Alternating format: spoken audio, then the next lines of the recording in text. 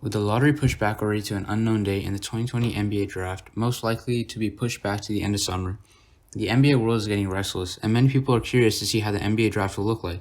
Additionally, this draft could possibly be one of the most interesting draft classes, as there is no solid answer on who all should make the lottery. The top 5 picks are also up in the air, which will make predicting this draft class one of the hardest ever.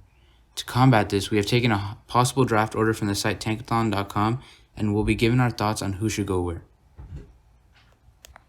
At number 1, I think the Wizards should go with the best overall prospect/talent in the field and pick Anthony Edwards. While they already have Wall and Beal, 2 ball-dominant guards, Anthony Edwards' potential is too intriguing to pass up on. His size, quickness, slashing ability, and intangibles are what make him such an intriguing prospect. While playing for the Georgia Bulldogs this past collegiate season, Edwards averaged 19.1 points, 5 rebounds, and 2.8 assists per game. I could see Edwards' ceiling being a more drive-heavy DeMar DeRozan, and his floor being a Gerald Green-type player. With the second pick in the 2020 NBA mock draft, I have the Golden State Warriors selecting James Wiseman out of Memphis. At 19 years young, James Wiseman showed signs of promise, grabbing 10.7 rebounds per game and 19.7 points on 77 field goal percentage, which is absurd, but the sample size was only 3 games as he was suspended for taking money to join Memphis.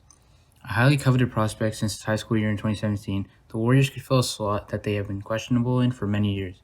With Kevon Looney injury-prone, James Wiseman will be given the minutes in his first year while developing alongside one of the best teams in the NBA. Playing alongside elite passers like Draymond and Curry will only help him further solidify his skill set.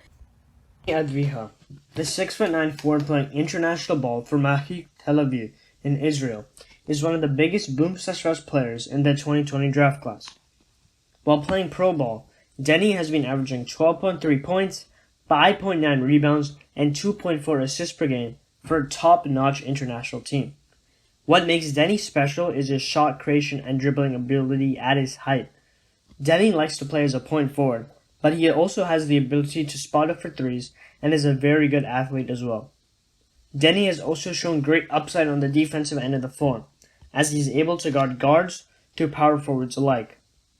That being said, Denny's finishing, bad shot selection, and motor need to be addressed in order to make the leap toward the NBA.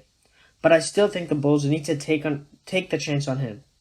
The Bulls seem to have a decent collection of young talent, with Lowry and Zach already proving to be great young players. With Wendell Carter and Colby Butt on the roster, Denny could be the ultimate piece for the Bulls, slotting into that small forward position. With the 4th pick, I have the Cleveland Cavaliers taking Obi Toppin out of Dayton. Toppin is an enticing prospect even at 22 years old, as his skill set defined what a perfect power forward should be able to do in today's NBA. He can punish defenders down low and finish with intensity, or he can space the floor and knock down the tray at an impressive clip. Additionally, with the Cavs' backcourt full of young guards, Thompson's contract expiring, and Love most likely to be moved next year to contender, they are looking for an exciting big man to pair with Andre Drummond.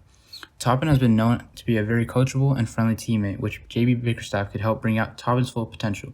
If the Cavs are lucky enough to have Toppin fall out the top 3, I definitely see them picking him up. Number 5, I have the Minnesota Timberwolves selecting LaMelo Ball, point guard out of the Illawarra Hawks. This past season, LaMelo has been averaging a solid 17 points, 6.8 assists, and 7.6 rebounds per game. While the Bulls already have their point guard of the future in D'Lo, getting LaMelo at 5 would be an intriguing choice for them for 2 reasons. The first one being Ball's potential being a 6'7" guard. In today's modern NBA, tall guards who can run the offense have shown great promise. LaMelo could learn from D'Lo and be a great combo guard for the team.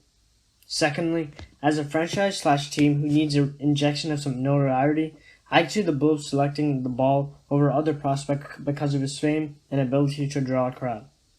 In order to make the step to the next level, however, Ball needs to work on his shot selection and three-point shot, as he's shooting a poor 0.37% from the field and 25% from 3. With the 6th pick in the 2020 NBA mock draft, I have the Atlanta Hawks selecting Isaac Okoro.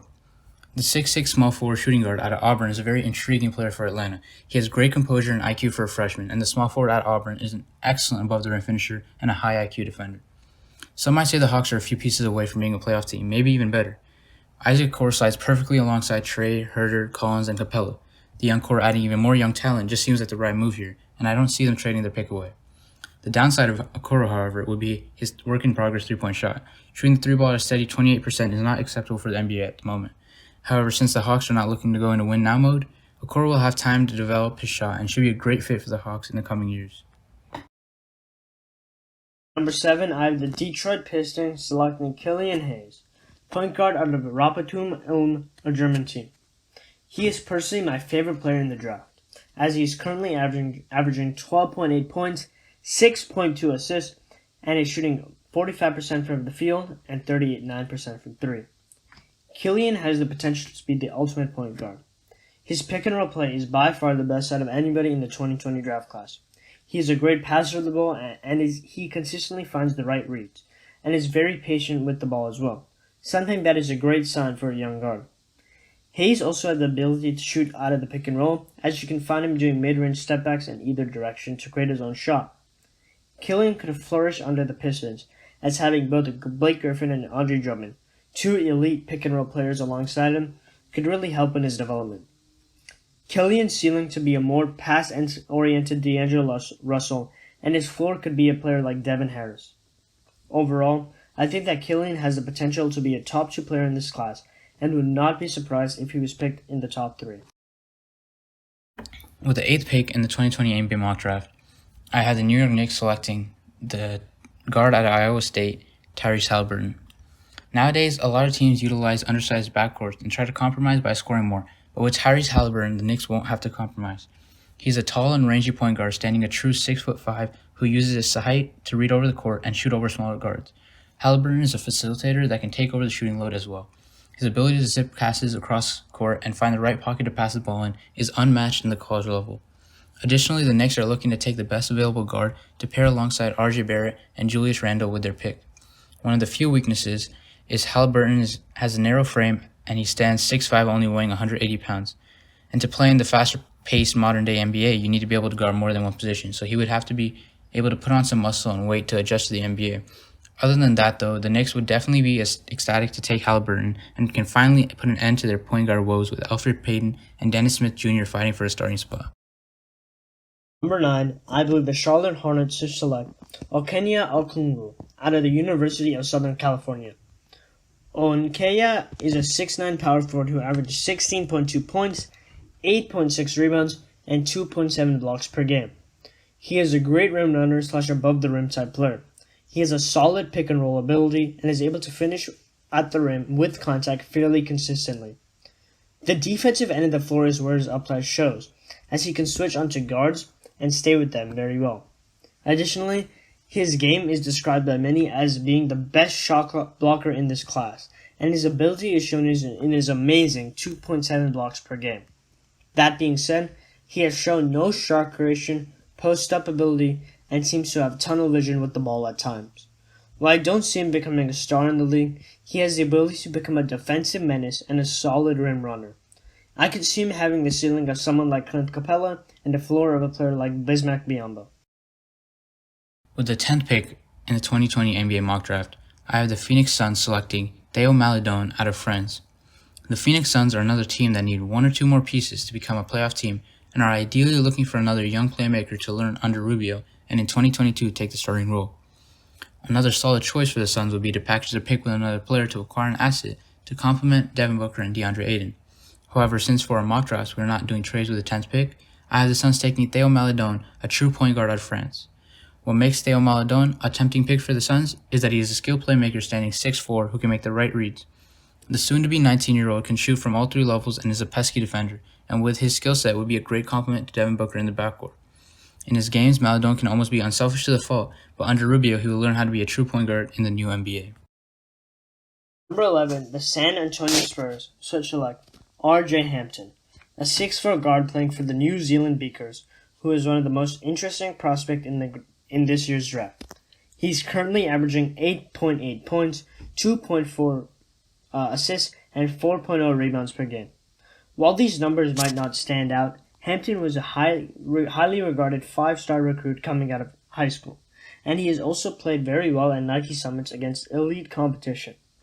Hampton has elite shot creation potential and is well known for his ability to penetrate the defense. Defensively, though, Hampton needs to improve, but his wingspan and athletic ability are indicators of potential improvement on that end of the floor. I think the Spurs are a great fit for Hampton. Under their development staff, Hampton can work on his shooting, defensive, and decision-making holes, while Coach Pop will be able to utilize his athletic ability and shot creation alongside guard DeJounte Murray. I feel like a solid NBA comparison for Hampton could be Reggie Jackson, as if Hampton really works on a jump shot, Hampton could end up having a promising career like Jackson has had.